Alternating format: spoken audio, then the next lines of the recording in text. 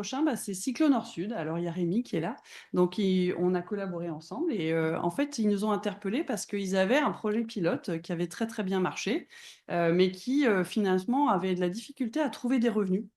Hein, ça, c'est quand même très, très embêtant. Le métier de cycloneur sud, c'est notamment d'être capable de mettre des gens en capacité de faire du vélo, de réparer leur vélo, donc de pratiquer le vélo, le réparer pour, adresser, les déplacements et la mobilité de personnes qui sont en situation éventuellement économiquement plus fragile, d'accord? Et donc, ils étaient dépendants, ben, d'un certain nombre de choix politiques. Donc on a fait tout un travail pour se dire: «Bah, comment on en fait un produit?»